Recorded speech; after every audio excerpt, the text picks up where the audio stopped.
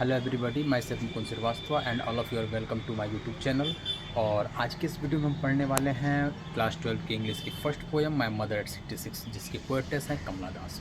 और इस पोएम में हम पोएटिस के बारे में पढ़ेंगे थोड़ी डिटेल्स, फिर कुछ पोएम की समरी पढ़ेंगे, पोएम के डिटेल्स पढ़ेंगे एंड देन आफ्टर मैं आपको बताऊंगा कि इसमें कौन कौन सी पोएटिक डिवाइसेस यूज़ हुई हैं और इस पोएम को लिखने के पीछे और कमला दास जो है क्या मैसेज देना चाहती हैं। तो आइए देखते हैं कमला दास, जिनको माधवी कुटी भी पेन नेम से जानते हैं। और इसका मतलब यह है कि वो माधवी कुटी के नाम से पोएम लिखा करती थी और ये 1934 में से लेकर के और 2000 तक इनका लाइफ स्पान रहा। ये इंडिया के मालाबार, केरल में मालाबार कोस्ट पे ये पैदा हुई थी। इस पोएम में जैसा कि आप नाम से समझ सकते हैं माई मदर एट 66, इसका मतलब ये है कि वो अपनी माँ के बारे में पोएम लिख रही हैं और उनकी माँ 66 ईयर ओल्ड हो चुकी हैं और इस पोएम में वो अपनी माँ के ओल्ड एज के बारे में बता रही हैं। तो आइए पोएम के बारे में देखते हैं। पोएम की शुरुआत हो रही है कि माधवी कुटी यानी कि कमला दास जो है अपने पेरेंट्स के घर से कोचीन एयरपोर्ट जा रही हैं, कार से जा रही हैं और पास में उनकी मदर बैठी हुई हैं।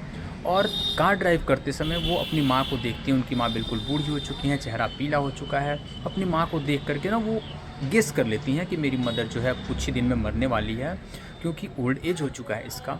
और जब उनके मन में ये थॉट्स आते हैं कि मेरी माँ मरने वाली है तो वो थोड़ा सा घबरा सा जाती हैं, क्योंकि बचपन से ही उनके माँ और बेटी का जो बॉन्डिंग है ना बहुत अच्छा रहा है। और बचपन में भी उनके साथ ऐसा होता था कि जब कोई उनसे कहता था कि माँ से दूर चली जाओगी या माँ बिछड़ जाएंगी तो वो बहुत घबरा जाती थी। फिर वही डर एक बार फिर उनके सामने आ गया है और उस डर से बचने के लिए कार चला रही हैं, अपने माइंड को डिस्ट्रैक्ट करने के लिए, माइंड को हटाने के लिए कि हमारे दिमाग में ये बात बार बार ना आए।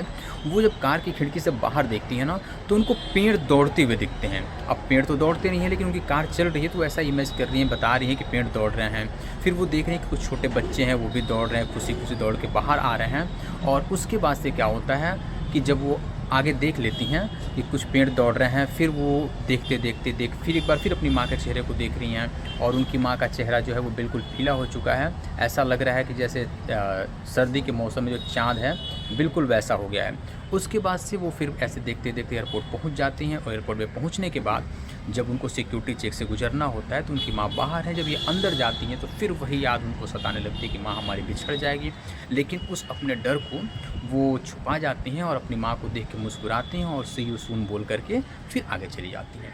तो ये आपकी पोएम की समरी थी। आप इसको पढ़िएगा, सुनिएगा और फिर इसके बारे में कमेंट में बताइएगा। आइए अब हम फिर डिस्कस करने वाले हैं कि इसमें पोएटिक डिवाइस कौन कौन सी है। तो जैसा कि आप पोएम पे तो सबसे पहले आप लाइन देखेंगे ना कि her face ashen like that of a corpse, और दूसरी लाइन देखेंगे as a late winter's moon. तो यहाँ पे आपको दोनों लाइन में एक कॉमन चीज़ मिलेगा, एक लाइक मिल रहा है, एक एज मिल रहा है, जो कि सिंबल है जिसका हम यूज करते हैं ना सिमिली नामक फिगर ऑफ स्पीच में। तो नीचे मैंने डिफिनेशन आपको स्क्रीन पे दिख रहा होगा, लिखा कि direct comparison using as, so and like. As, so और लाइक का यूज़ करके जब हम दो अलग अलग ऑब्जेक्ट को कंपेयर करते हैं ना तो वो सिमिली फिगर ऑफ स्पीच होता है, सिमिली पोएटिक डिवाइस होता है, जिसका कि पोएटिस ने यूज किया हुआ है एज, लाइक, सो का यूज़ करके सिमिली का, simile figure of speech. Second आप जब देखेंगे तो आपको मिलेगा young trees sprinting.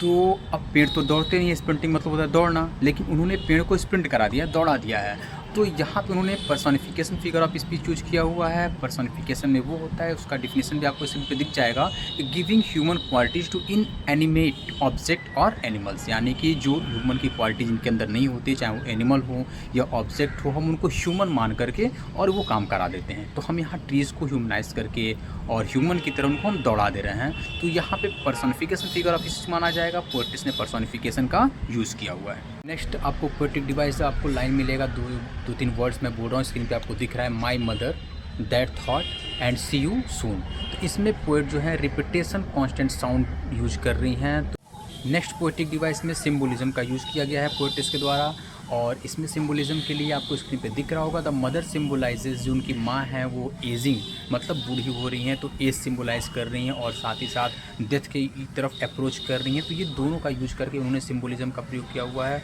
And then after young trees और चिल्ड्रन जो है ये लाइफ और यूथ के सिम्बोलाइज हैं, सिम्बल हैं।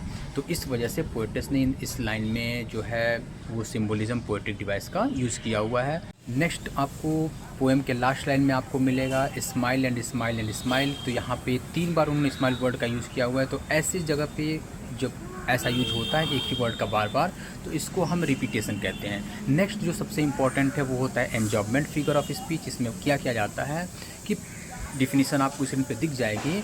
और ऐसे फिगर ऑफ स्पीच में हम पोएम स्टार्ट से लेके अंत तक सिर्फ एक ही लाइन में लिख देते हैं। तो आप पोएम को जब ध्यान से पढ़ेंगे तो आप पाएंगे कि पोएम में कहीं फुल स्टॉप नहीं लगाया गया है, वो सिर्फ लास्ट में लगाया गया। तो ऐसे फिगर ऑफ स्पीच को एंजॉयमेंट कहते हैं। Thanks for watching this video and next video is coming soon. Please don't forget to subscribe, like and share. Thank you.